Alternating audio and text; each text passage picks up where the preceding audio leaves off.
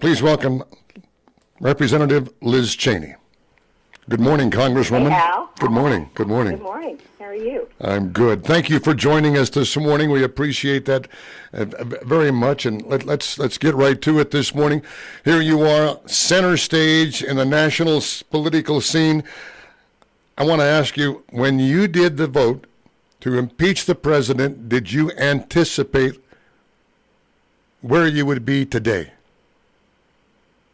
Well, I don't think that anybody could have sort of predicted all of the twists and the turns. We really are living through unprecedented political times.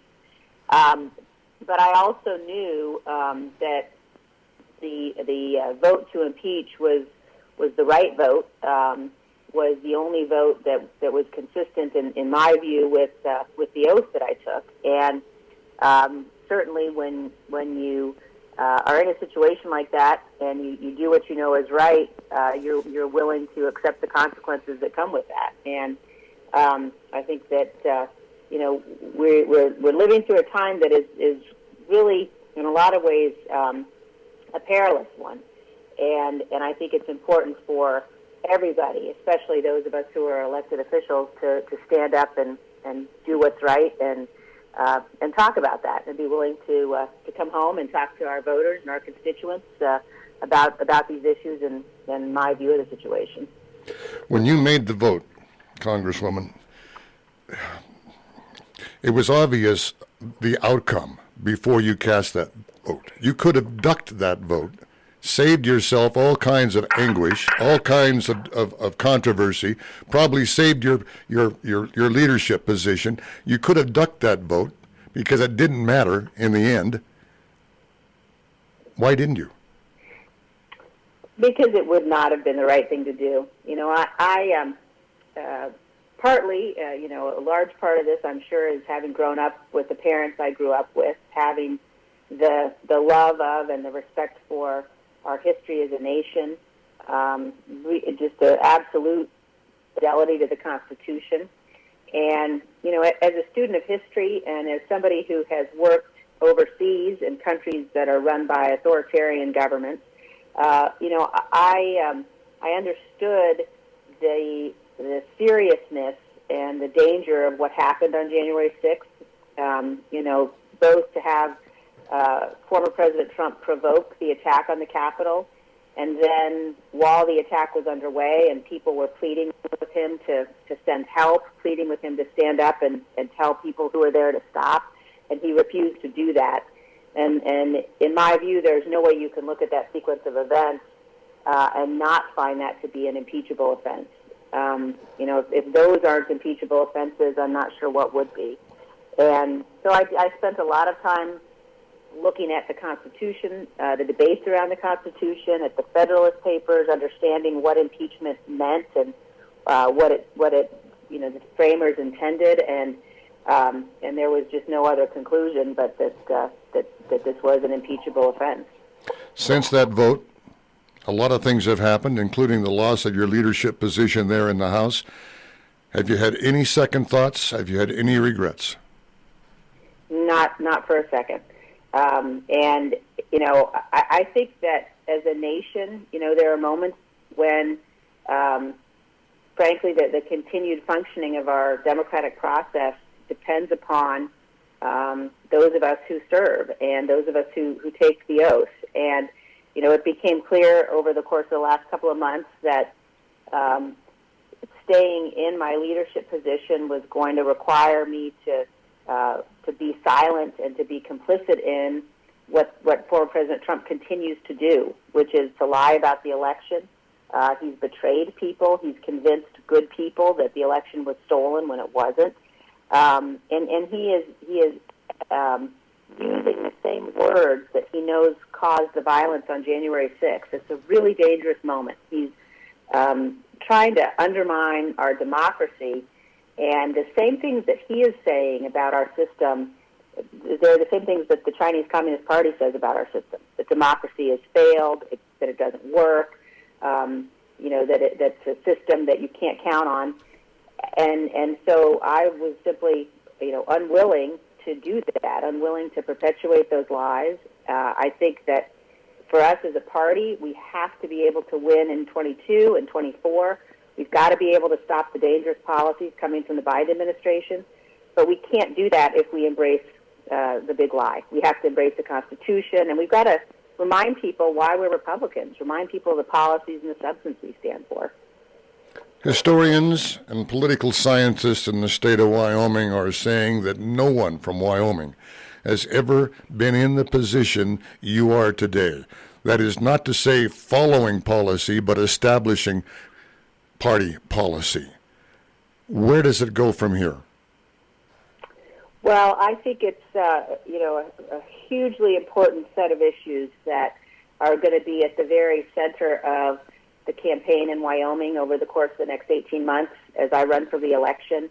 I think, in Wyoming, we really are going to be at the tip of the spear in our primary on these issues. And the question of whether we're going to stand for the Constitution, whether we're going to put some things above party, whether the Republican Party is going to be strong enough to defeat socialism, to defeat the Democratic policies that are just devastating to our state and our country.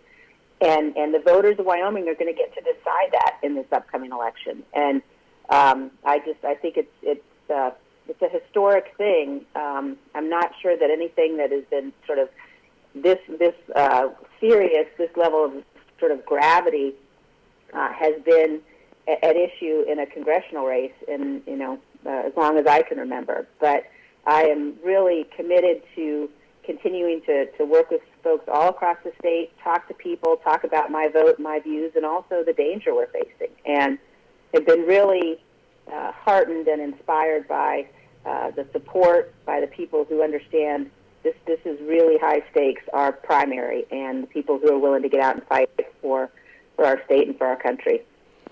Congresswoman, the state of Wyoming has never really experienced the impact of national politics in one of our state elections. Many states have experienced that as the flood of money comes in from all kinds of places, and I think many of us have watched other states as the political ad scene has just plummeted to the depths of ugliness. Do we need to be prepared for that in this election?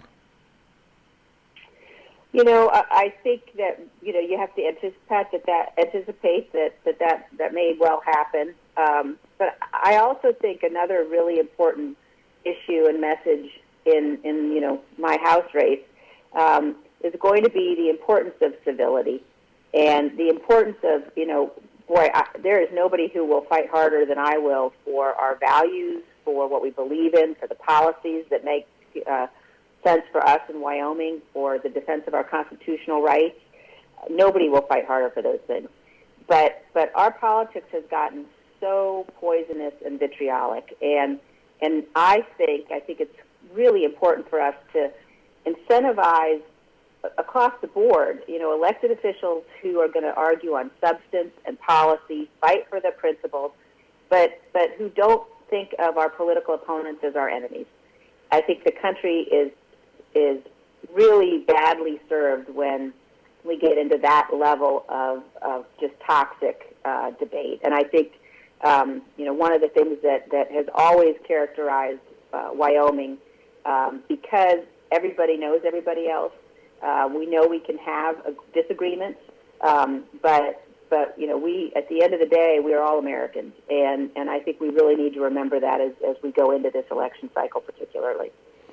It can be argued going into the last presidential election, the Democratic Party was in shambles. And now it can be argued that coming out of the election, the Republican Party is in shambles. Is the political system about to explode? I don't think so. I'm more optimistic than that. I mean, I think if you look at the Democratic Party, they've got a bunch of challenges. They've got a far left wing that is pulling all of them very far to the left. Joe Biden said he was going to govern as a moderate. He said he was going to govern on a bipartisan basis, and we've seen just the opposite. He requested $6 trillion in new spending in his first 100 days in office. And, of course, he, imposed a ban on oil and gas drilling on public lands. He's got this, disastrous 30 by 30 proposal that would put even more of our lands under federal government control and off limits to multiple use. He's taken steps that would limit and infringe our Second Amendment rights, our First Amendment rights. So the Democrats are being pulled very far to the left. I think in the Republican Party, we have what we've been talking about, which is we have to make a decision whether we're going to let ourselves be dragged backwards, in a way that is fundamentally anti-constitutional, or whether we're going to rebuild our party focused on substance and policy. And, I really believe that we're going to do the latter. And we have tremendous, elected officials across our state and in Congress. They tend to be the people in the House of Representatives, the serious, responsible people sometimes don't get the attention they deserve. But we have a great bench and great future leaders, and I'm confident that we can in fact rebuild the party and be victorious in the upcoming elections. As we watch the national media, and Congresswoman, you're all over it. You made the Sunday morning talk show a cycle, and everywhere. It appears that it is Liz Cheney against everybody else. Are you a lone soldier here?